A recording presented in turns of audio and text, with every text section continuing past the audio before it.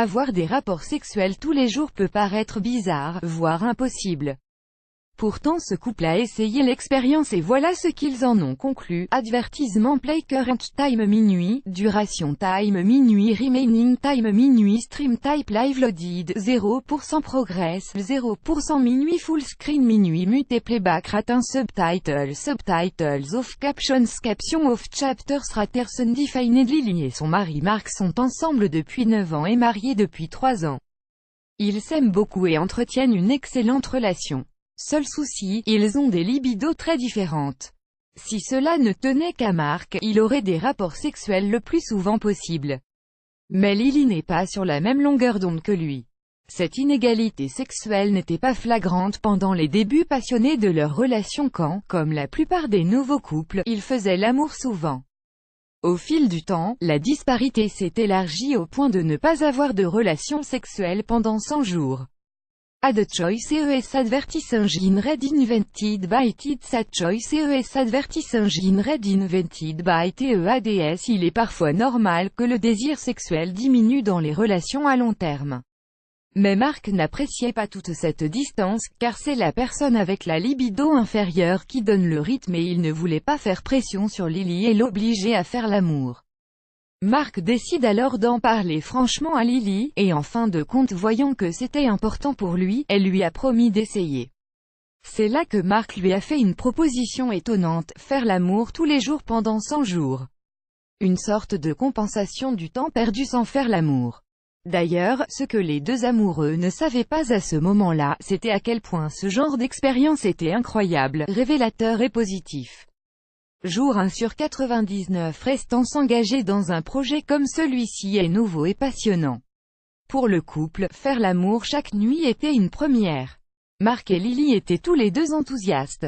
Jour 2, bon début. Mark suivait bien le fameux conseil pour avoir de bonnes relations sexuelles, manger un petit dîner tôt le soir. Vu qu'avoir un dîner copieux affecte considérablement la performance au lit.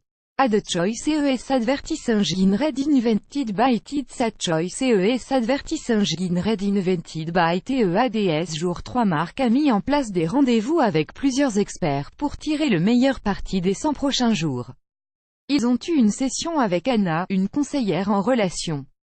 Ils ont rempli de longs questionnaires sur tous les aspects de la vie conjugale, et évidemment, la partie sexe. Jour 17, monotonie. Mark a remarqué que quand il faisait l'amour que quelques fois par mois, il ne remarquait pas tant la monotonie des rapports. Alors que quand ils savent qu'ils vont le faire tous les jours, il y a peu d'anticipation et de spontanéité. Mark a alors réalisé qu'il est peut-être temps d'être plus créatif. Changer l'heure, l'endroit et la routine. Daysite don't ever drive at night in Singapore and without tes glaces. Daysite annuleur mieux existe. Dites adieu à la fatigue grâce à ces 5 conseils. Mieux existe annulé par Taboola. Contenu sponsorisé, contenu sélectionné. Jour 21, définition du sexe. Mark est allé voir Judy Keshetor, psychothérapeute et experte en relations de couple. Il lui a parlé de son expérience. Elle lui a demandé de définir ce qu'il voulait dire par « sexe », car la pénétration et l'orgasme ne voulaient pas forcément dire « sexe », mais que cela pouvait simplement signifier des moments d'intimité. Elle lui a conseillé d'être moins concentré sur l'acte physique. Jour 26, les bienfaits. Mark avait un meilleur équilibre travail-vie et se sentait moins stressé. D'ailleurs, le fait de s'embrasser augmente l'hormone de l'ocytocine, et abaisse les niveaux du cortisol, l'hormone du stress. Il a aussi remarqué qu'il dormait mieux, plus longtemps et plus rapidement après les rapports sexuels. Ad choice ES advertising in red invented by It's a choice ES advertising in red invented by TEADS. Jour 42, l'intimité. Les sexologues et experts que Mark a consultés lui ont conseillé de communiquer et de parler de ce qui l'excite lui et Lily. Celle-ci avait besoin de plus d'attention. Ils lui ont également recommandé de faire attention à ce qui se passe avant en dehors de la chambre à coucher car c'est là que commence le sexe, que celui-ci avait besoin d'une intimité émotionnelle avant celle physique. Jour 50, le moment décisif. Un jour important. Pas seulement parce que le couple est à mi-chemin, mais parce qu'ils ont décidé qu'ils sont prêts à essayer d'avoir des enfants. C'était une décision passionnante pour le couple. Leur projet a soudainement pris plus de sens.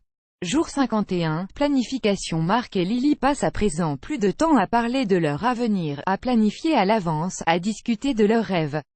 Ils s'entendent très bien, et cela ne fait aucun doute qu'ils se sont rapprochés beaucoup plus ces 2 derniers mois. Jour 83, immunité. Malgré une toux propagée au bureau de Marc, il se sentait toujours bien. Faire l'amour renforce le système immunitaire et protège ainsi contre les maladies et infections. De plus, le fait de bien et mieux dormir permet de récupérer et être en bonne forme durant la journée malgré le stress généré par le travail. Jour 100, ligne d'arrivée. Une expérience unique et des bienfaits physiques, psychiques et relationnels. Conclusion. Cette expérience a porté la relation du couple à un autre niveau. Même si après cette expérience, le couple ne fait pas l'amour tous les jours mais souvent, Marc et Lily sont très heureux. Ils se sentent mieux, et ils ne sont jamais aussi bien entendus. Ils se disent qu'ils s'aiment tous les jours. Lily n'est pas encore enceinte, mais le couple prend du bon temps en attendant l'arrivée de leur premier enfant, plus grand que